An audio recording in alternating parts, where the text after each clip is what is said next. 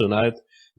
Our survey is, will Nick be banned from YouTube before the elections?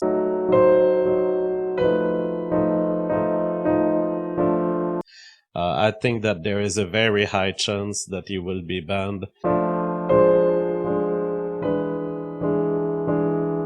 So people are asking, why did Nick get banned? It takes 1 hour to cook a batch of cookies. In fact, I will participate to Antifa activities aimed at deplatforming him. Fuck him. Of course, I am disavowing all these comments. I am reporting them just for the purpose of understanding the truth and his bigoted positions. Now, of course, Nick Fuentes has been attacking me. People were saying this on the chat earlier before the show started. So Nick Fuentes is now in my black book. What the fuck is that supposed to mean? It just didn't sink into his head about the black book and what it meant. So Nick Fuentes is now in my black book. I've blocked him on Twitter, and I will do what I do when people fall in my black book. I will take joy in all of their failures. I will document their failures on this show until the day they die.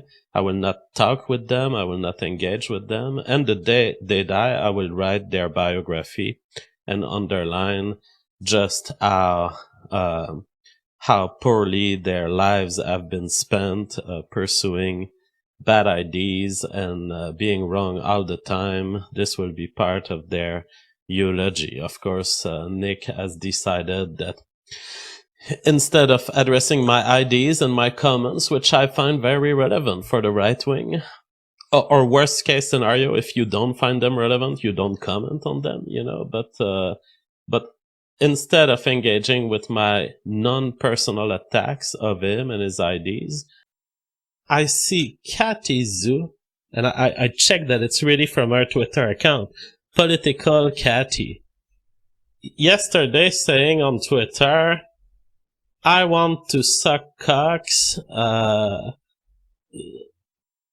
am pregnant, and she shows an image of a pregnancy test that she has done, and she says Nick Fuentes is the father. Holy shit, I was like, I have to retweet this. This is news, no matter what this is. But instead of engaging with my non-personal attacks of him and his ideas, I was like, shit. It's not Katizu. He decided to do the easy, low-hanging fruit to attack my family. I made love to a 19-year-old retarded girl, and she enjoyed it.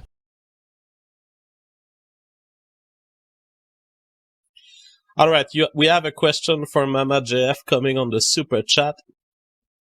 K-Max McDonald says, Mama JF, what is your background? What country do you derive your ethnic heritage from? I can answer that. Before, I had a bad life, but then after I discovered GF, then I started to look at GF every day. I was always looking at GF. I became crazy. I lost everything I had. I lost my job, my family. I quit school. I lost everything. I was just looking at GF all the time. I was crazy. And then after I wrote to him, I said, GF, I want to suck your dick. And then he told me. And that's my background. You lost your job because you were addicted. I lost everything. You lost everything because you were addicted to my shows. Yeah, I was just looking at your show all the time. Even I had a job, and I was going to hide in the bathroom to listen to your show. And then my boss said, "Why you always disappeared for 10 minutes?" Then he fired me. I lost everything, my family, my friends, everything, because I was just looking at GF show all the time. You've never told me that. Yeah. Wow. That is some dedicated fan right here. And then you say you wrote to me that you wanted to suck my dick? Yeah, I said, GF, I'm a friend, I want to suck your dick. He said, okay, yes. I don't remember that. I don't remember that you offered that right away. I mean... Yeah. I made love to a 19-year-old retarded girl, and she enjoyed it.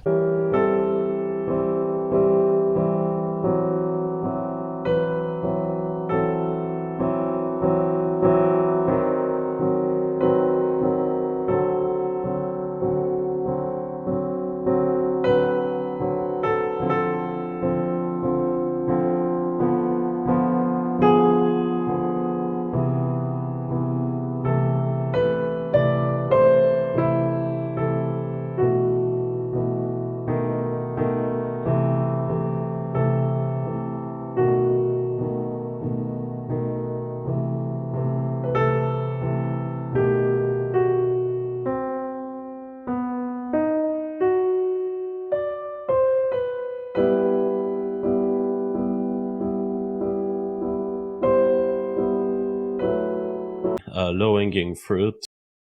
Well, is that all you got?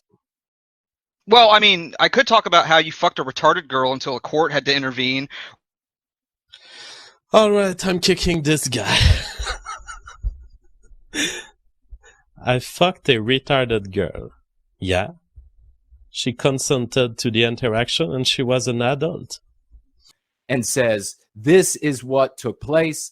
These are the kinds of Hey, people maybe they we are. could have This done is that. what we have to arrest. Is that Mama JF? I thought I heard something.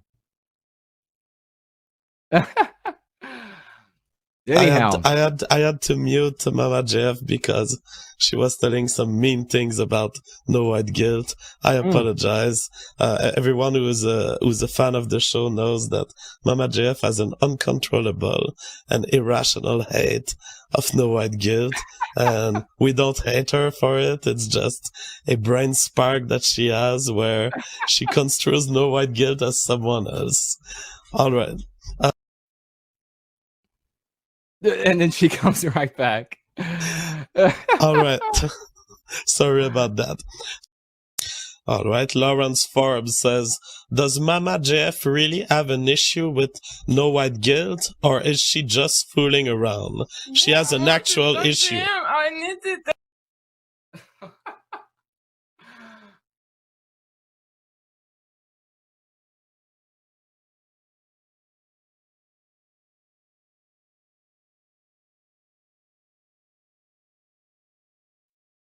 Don't say anything violent. No, I want to. What do you have to say? No, I get seriously. You tried to kill me, okay? Okay. And I'm fucking sick that you're fucking me with me. You always follow me everywhere, and All right. and you say you want to make spiritual movement, but you fucking tried to kill me for 3 years, okay? You're a fucking Okay. psychopath, man. T'en as assez dit, maintenant va-t'en. Okay, so the answer to the super chat is that Mama JF mistakes no white guilt for someone who has committed acts of violence against her. So that's why you see her currently sad.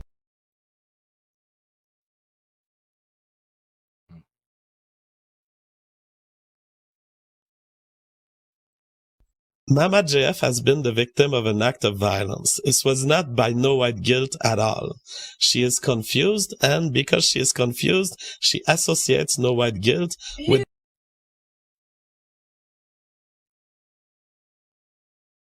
Okay, now I told her to not come back. You don't come back. I fucked a retarded girl. Yeah? She consented to the interaction and she was an adult. Hey, Hello. hey, I just want to say, no, I will never accept your apologies, okay? What you did to me was so mean. And this guy is not a real person. He's doing shape-shifting. And he's a ghost. Don't believe him. He's not a real person. Okay. And you So- want to kill me. Okay. So no white guilt is a ghost, according to Mama JF. She consented to the interaction and she was an adult. Okay, now I told her to not come back. You don't come back. My God. These guys still exist on the internet. Why do they show up today?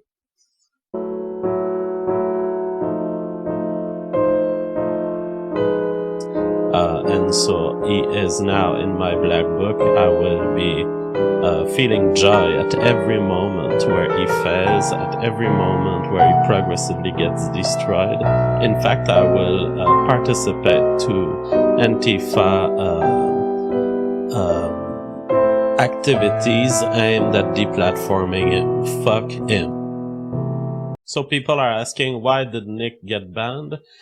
He didn't reveal it publicly, so that's a new approach from him. Often we saw Nick Fuentes posting the YouTube emails. Now he's not posting it. Maybe it's a good idea to protect yourself from trolls and from people who could report further videos. This is likely the episode that made it, so I watched it all to see if there were violations of YouTube rules, and indeed there were. There were several statements that could have made the strike. One, he identified people working at YouTube as being part of a certain race. This woman looked like Janice Ian, Andrea Dworkin, Carole King. Can you get maybe she had a big nose? She had a big nose? Can I say that? Okay, so she was saying that if they don't win, they're going to go to Washington with not tiki torches, with torches and pitchforks and just take over Washington. She said All right, I'm kicking this guy because this guy comes on my channel to make statements to put me in trouble. So fuck Jim Goad. This was the last words I ever hear from Jim Goad. Fuck him. Fuck him. Let's have a look at some of the... Wait, no, I like Jim Goad. But in the end, once they're done doing their job against Nick, you will have what? You will have Holocaust denial. You will have racist comments in private from the perspective of a leftist, of course. First, I'd like to thank you for being here and having an open dialogue with everybody tonight. It's greatly appreciated. Free speech is under attack in this country. So recently, when you spoke at Stanford, you smeared America First patriots like myself with all the same leftist insults Antifa uses, the same ones they're using outside to smear us walking in here today. So my question for you, Ben, is will you debate a true conservative like Nicholas J. Fuentes, or are you too scared to defend your anti-America First positions? So, number one, I see no purpose in debating somebody who has joked about my death. That is not something that I make a habit of. But in the end, once they're done doing their job against Nick, you will have what? You will have Holocaust denial, you will have racist comments in private, from the perspective of a leftist, of course. Recently you gave a speech at Stanford about Nick Fuentes, who you called an alt-right lead influencer. My question is this: it seems like conservatives like you, like Charlie Kirk, like Dan Crenshaw, feel threatened by America First conservatives and America First ideas. Is this why you're smearing them as alt-right, racist, homophobic, and all these other things, instead of actually addressing their ideas and debating them? So, first of all, I'm happy to address any ideas. I'm not happy to debate somebody who has joked about murdering me. That's Fuentes. He's not a white nationalist. He's an America First conservative. He literally has a show every night called America First. You need to stop smearing people who want to reduce immigration and criticize Israel as anti-Semitic and racist, and just accept that they disagree with you and they simply want to put America first. Oh no, there are plenty of people who disagree with me and who are critical of Israel and are not anti-Semitic. There are plenty of people who disagree with me on all the aforementioned issues. I've mentioned some of their names, and that is perfectly fine. If you want to discuss Nick Fuentes specifically, I suggest again you go back and you look at his videos about actual videos of him doing things like playing Grand Theft Auto, running over an Orthodox Jew, cackling maniacally, and then talking about how he had just killed Ben Shapiro.